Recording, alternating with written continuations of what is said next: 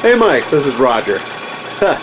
I'm thinking we got the 51R002 pretty well dialed in, and I wanted to give you a video, show you how it's performing. It's May 5th, Tuesday, May 5th, about 9:30 local time. Let me zoom in here on the mechanicals. You can see the engine is running quite smoothly, and I can say right now, based on reaching back here and touching the boiler feed line, it's ice cold. I know it's feeding. My pressure, if you can read that, is about 28 psi. So it's right in the sweet spot. 25 to 30 is where this thing seems to run the very best. You'll notice I've put the little green cable ties on the DC lights, and on the AC lights you'll see the little red cable ties. Another little red cable tie over here on the one over the console. So let's zoom in a little bit on the water inches of water meter. It's reading about 25 right now, which is about 1.5 inches off of perfect, but I'm happy. I reset the thing this afternoon, drained the lines, and I think I might have had an airlock in it. Looking at our gauges here, if you can see them, I'm going to have to kill the lights just a little bit. I got too much glare here. There you go. You can see I'm putting in about 11 amps on the heat meter, and that is totally adjustable. Notice I can make that thing go up and down with the variable dimmer on the back of the console. So I've got all three heaters running, but if they're running full tilt, they run 12.5 to 13 amps, and right now this is running about 11, which is more than enough to keep that pressure right up in the sweet zone. I don't need to overheat it. Anyways, let's take a look at some of the lighting fixtures. We're going to turn on our boiler light right now. And you'll notice how nice and bright that is. That's one of the DC lights, and they're exceptionally bright. I'm real pleased with how the DC works on this thing. And I can switch that one off and then switch the one on in the back. Or I can switch them both off and watch when I turn them on together. There's still ample power for the two of those to operate together. So beautiful ample DC source. Turn those down. Let's take a look at our AC. Our AC is not as robust, but it never is. That's the light shining on the engine flywheel, and this is the light shining on the console. I say shining in the dark. I like to run these things in the dark usually, but you can't film them. But that's working quite well. And it even the milliamp meter thing, if I turn one of the lights on and flip the milliamp meter, it says it's using 50 milliamps of AC power. So I can actually run the milliamp meter without too much dampening of the AC power. So I'm real pleased with that. Anyhow, let's turn all the lights on.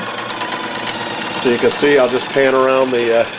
this is with everything running, everything except the DC saw motor. You got the light in front of the boiler, the light over the generator pod, the AC light shining on the engine flywheel, and the AC light shining over the console. If I were to dim the power in the room, these look a whole lot better, but then you couldn't see them on the video. So let's take a look at the interesting little thing back here. We'll zoom in on this. This is our saw motor and red light district. Notice the bulb is very red. When I flick this on, the red looks a little washed out, looks a little pinkish, but it's actually, if you could be looking at this with your naked eye, that is as red can be. I did remove a little of the paint off the tip of the bulb so that it actually does shine almost like a beam on the saw motor. So I'll turn that thing on and off a couple of times. See that thing come on and off? You see the blade. If you look at the teeth on the blades, you can see them come on and off. And that light overlooking it. So that's working perfectly. Cut those off again. Turn on our rear spotlights and our boiler spotlight. And we'll come back over here and we'll turn on our AC lamp over the flywheel. And we can turn on our AC lamp over the console. So all's working pretty well, sir. There's your Air Force logo on the top of the lid. We'll open up the lid here, see how much the water's going down. You probably can't tell what I'm looking at there, but it's down about 1.5 inches from what it was when I started 5 minutes ago. So it is kind of a hog on water. I've gone through almost 4 gallons in the last 2 days. You probably can't read that meter, the Hobbs meter, but it is now standing at 8.3 hours. So I've been nurturing this baby for a few days, but I'm real happy with how it's working. If we turn the light on in the front of the boiler, you should be able to see the water level inside the boiler. I don't know if you can. It's up probably about 1/4 inch below the top of that upper window. So it's feeding nicely. This has been running now for about 15 or 20 minutes, and the water level's actually risen. One thing I did do that changed the performance of the pump a little bit was I removed the spring over the top of the ball. See if I can do this without burning myself. Right here, the outlet, the little ball that sits in the well, normally has a small 1/4 inch spring on top of it. And I found on my own unit, I got better performance if I remove that spring. The only downside to it is you have to remember, if you shut things off, to shut down the valve on the bottom. I'm going to turn it off here.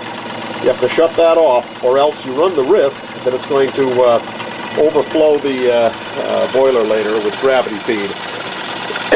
But what makes that work better is you've got gravity working for you in addition to the pump. So I'm inclined to leave it that way, but I want to get a few more hours on it. And I think each one's different. I know a couple of other guys who've tried that and said, nope, mine works better with the spring in it. So I think these things are just a little bit unique, each one of them. I'm not sure if it's the machining or what, but anyhow, that's probably the last thing I wanted to show you here was let's look at the meter for when we shut our DC power down. We can turn the thing up here a little bit. We are putting out, let's see what that is. That's about 18 volts DC. So you can tell that stepper motor DC generator really puts out the voltage. And when I click on one of the lights, you can see it uses, oh, you probably can't read it, but it's probably 75 milliamps of power. Click on another light, takes it up to about 120 milliamps of power. If I switch to the motor and the saw motor and red light, that takes about 120 to 130 milliamps of power. So we've got the ability to measure AC milliamps, the ability to measure DC milliamps, the ability to measure DC volts, and the ability to measure AC volts. Now AC volts are not too impressive. They're about 2 volts on the meter here, 2.5 volts. But that's all you tend to get out of these Jensen 15s. Mike, I'm running out of video and I'm running out of voice. So I'm going to let you go. And I hope you're pleased with the looks of this unit. I certainly am. Take care.